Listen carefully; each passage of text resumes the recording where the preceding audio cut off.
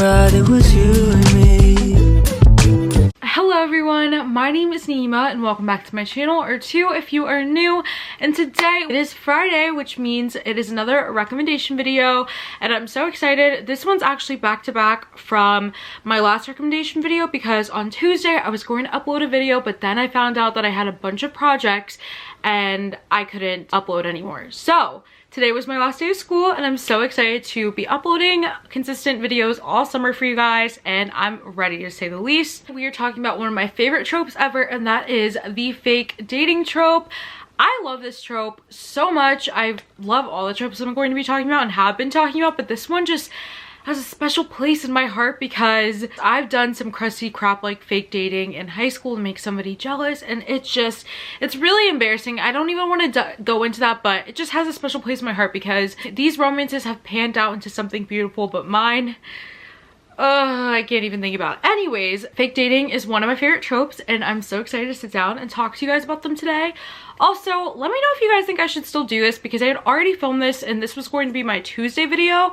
So it was actually deciphering Penelope Douglas's new book video. And so I went through her Spotify playlist and I also went through her Pinterest board and I tried to like guess what the characters would be like and what the book would be about based on like the songs on the playlist and what was in the Pinterest board.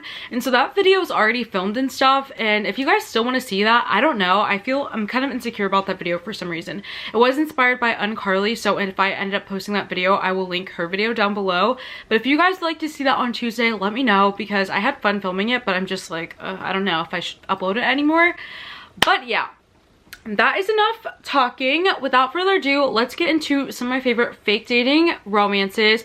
I've been loving making recommendation videos for you guys for the past few weeks and I'm excited to keep it going. And yeah, without further ado, let's get into the fake dating romances. The very first book that I'm going to recommend is Fake It Till You Break It by Megan Brandy, and I'm pretty sure this is the first Megan Brandy that I've ever read and I loved it. I read this like my senior year of high school, I believe, and I started it at 11 o'clock at night and then stayed up all night reading it until 7 in the morning and went to school the next day, and I was broken because this book literally broke me.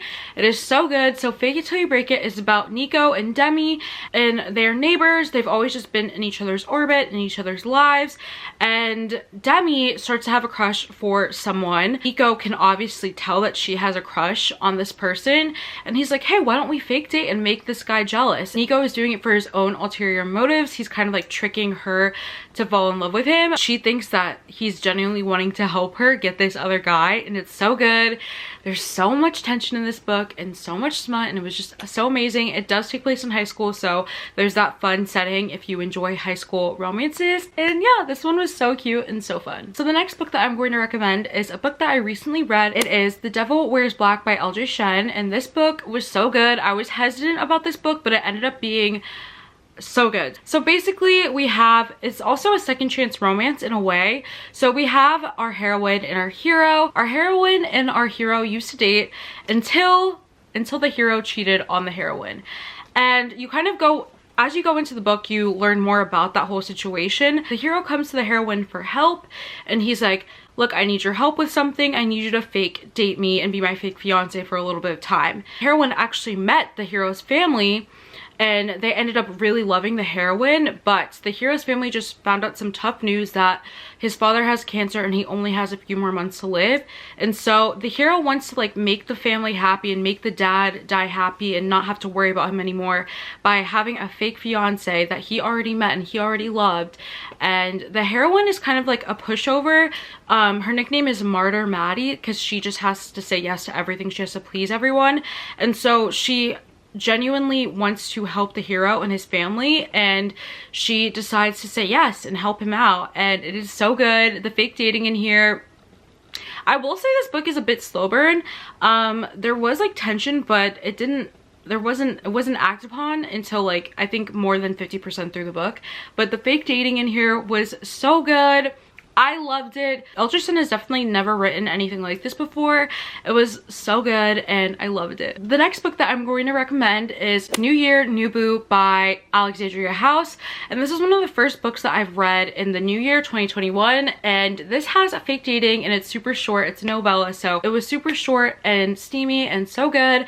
So New Year, New Boo follows our heroine and our hero, who are both co-workers at their job. And the heroine has to go to the company's holiday party, and she wants to go with the hero because they're the only two black people at their company, and she often feels uncomfortable and feels fake around all her co-workers. She became friends with the hero and they end up going to the holiday party together.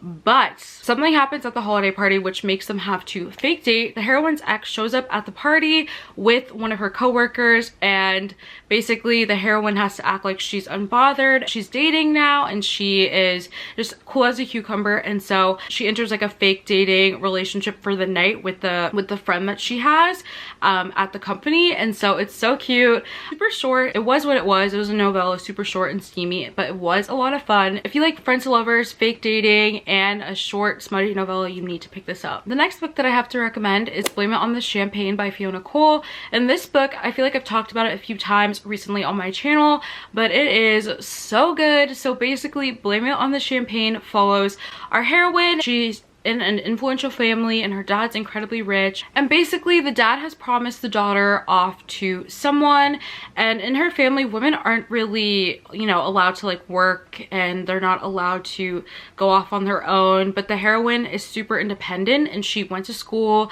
and she wants to use her degree, but her dad doesn't want her to use her degree. He wants her to just stay at like a lower level of his company, and she's like, no, I'm not doing that anymore. So first of all, you want me to marry someone, you want me to stay at the bottom of your company, like I'm getting out of here. And so she starts applying for jobs in her field and she stumbles across this job and she takes it. And so there's actually a fake dating romance, marriage of convenience with the girl's boss. But also there's some other hidden elements in here. The boss is actually using the heroine for revenge. The boss has some beef with her father. And then there's just a bunch of stuff, and it all happened on champagne, one drunken night on champagne, where she ended up getting engaged to this guy. And it is so good. And basically they have to act like in love and whatever, because the dad's like, I don't believe you. You know how it goes. The next book that I have has been talked about a lot. It's a very popular series, but I'm just reading it for the first time, so I wanted to mention it. I'm currently about to start the third book, and I love this series so much. But basically, it's Addicted to You by 𝓫𝓲𝓬𝓬𝓪. I'm sure all of you guys have heard of this book before, but I'm kind of new, so I thought I'd mention it for anybody who hasn't read it and wants to read it.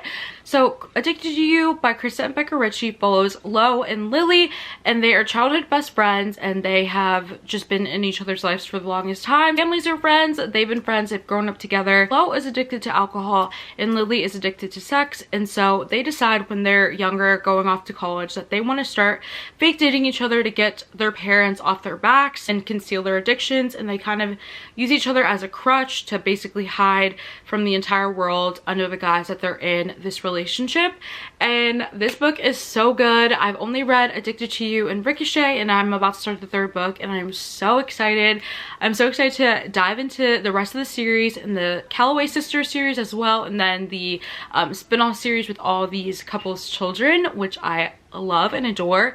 So if you have not read the Addicted to You series by 𝓫𝓲𝓬𝓬𝓪, you need to. It is so good, and it's probably going to be one of my favorite fake dating romances. My mom just started the freaking vacuum. Okay, I'm just gonna talk super loud and hopefully you can't hear it.